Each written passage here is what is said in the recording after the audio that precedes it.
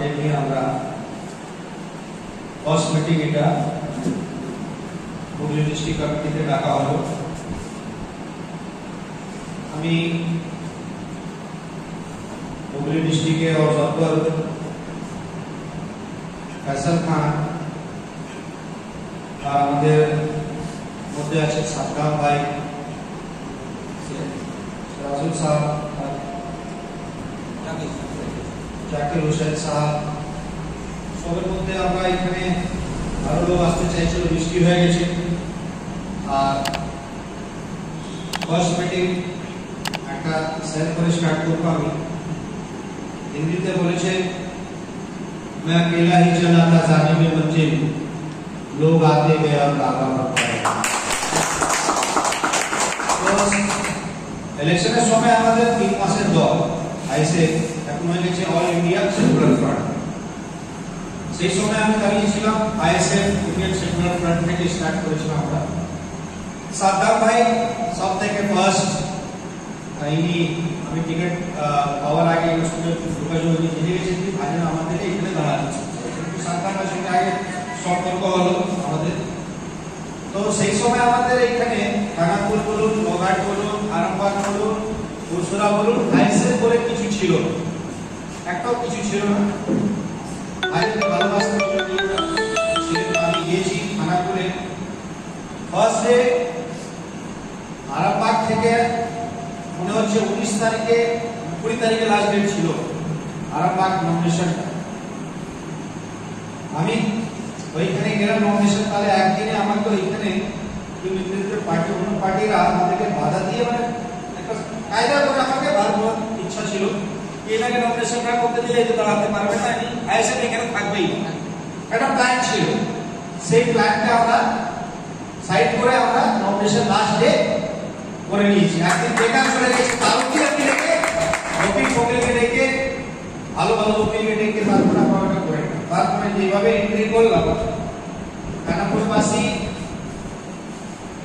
যেভাবে আমরা প্রচার করলাম আইএসএফকে, যেভাবে আইএসএফ উপরে টর্চার হলো, যেভাবে ওইখানে পার্টিরা টর্চার করলো, বিশেষ আমি নিজে যেভাবে অ্যাটাক করলো, বারবার অ্যাটাক করছিল, মানে এটা কনফার্ম হয়েছিল সেই থেকে কি ভাইজান একটা প্রভাব আছে এদিকে, ওই জন্য এরা ভয় পাচ্ছে, বিশেষ করে টিএমসিরা ভয় পাচ্ছে ভাইজান আসলে এদিকে।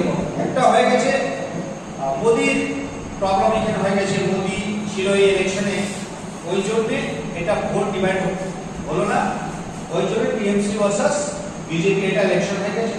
মানুষকে ভুলভাল বুঝিয়ে আমাদেরকে অনেক বলা হলো বিজেপির বিটি, বিজেপির দালাল, নানা রকম ভাষা ছাড়া হয়েছে। তার মধ্যে একটা পলিটিক্যালি এরকম ভয়। আমি বলছি ভাইজান একটা বলেছে বিজ্ঞান অধিকার চাই, এটা সব সরকার নেই বলছে, সবাই বলেছে। আমরা আগে কিভাবে এটা প্ল্যান করব, কিভাবে কমিটি গঠন করব, কিভাবে আমরা অর্গানাইজ করব, সব থেকে আগে একটা ভয়কে শেষ করতে হবে। ভয় কিছু আরে ওটা তারা যা কোনো অপোজিশন পার্টি আছে, যা টিএমসি, বিজেপি, কংগ্রেস, সিপিএম সবই তো পার্টি করছে না ভাই, তো তারা ভয় খাচ্ছে না, আমরা ভয় কেন খাচ্ছি? যদি আমি ভয় খাতাম তাহলে তো খানাপুর থেকে দাঁড়াতাম না, কত দূর থেকে আমি কেন আসতাম? কলকাতা থেকে 100 কিলোমিটার দূর থেকে আমার কি প্রয়োজন ছিল না? কিছু প্রয়োজন ছিল না। আমি ওই জন্য দাঁড়িয়েছি যে এখানে মানুষের যা প্রবলেম আছে, যা বিপদে আছে, এখানে মানে পিছক পড়া মানুষ ভাই তারপর বলছে না বা ভাই আমাদের পিছক পড়া মানুষের জন্য আমরা কাজ করতে চাই, ওর জন্য একটা পার্টি লঞ্চ হয়েছে।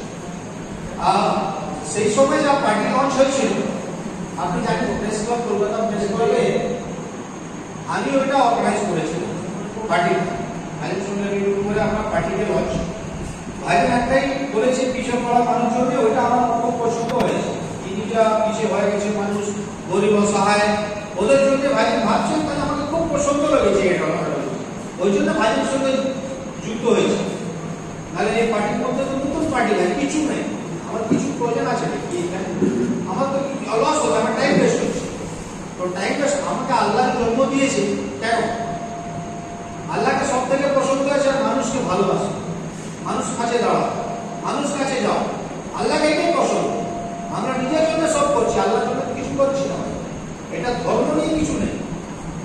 যদি মুসলিম এরকম না, হিন্দু ধর্ম এরকম আছে, দলিত বলুন, কেউ কেউ খ্রিস্টান বলুন, সবের মধ্যে এটাই আছে যে মানুষকে ভালোবাসে।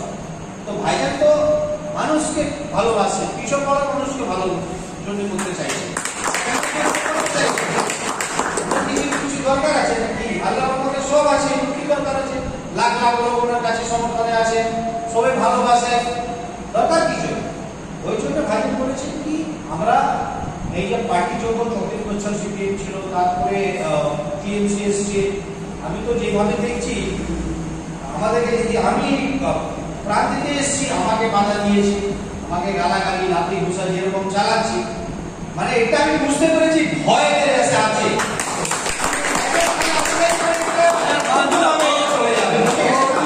এদের ভয় খাচ্ছে, এরা এরা মানে ছেড়ে ফেলছে, পাবলিক চাইছে তো, ওদেরকে চাইছে না।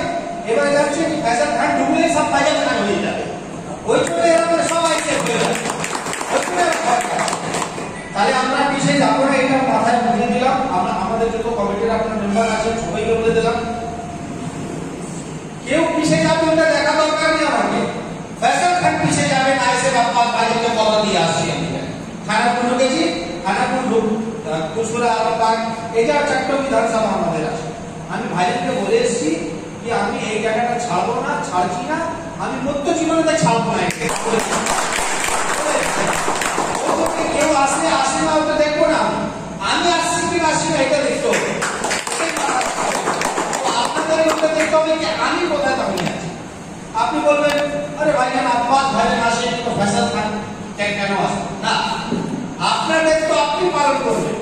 দেখুন কেউ দেখছে না, আল্লাহ তো দেখছে ভাই। হ্যাঁ, যদি আল্লাহ দেখছে তো বান্দার মন থেকে তো আল্লাহ ঢুকে দেবে। এ ভাই চোখ থেকে তো দেখবেন পাবলিক, এখানে আপনারা তো দেখছেন কি লকি হালদার আসতো না, ফ্যাশন খান তো আসতো, সেটি তো প্রচার হলো। যদি কলকাতা থেকে হুগলি থেকে যে লকি হালদার আসলেন না, ইমরান ভাই এখান থেকে আসলেন না, তাহলে ওইসব মাথা গালাবেন না। আমি আসছি, সাদ্দাম ভাই আসছে, সেরাজুল ভাই আসছে, ভাই আপনি তো দেখছেন আসছে।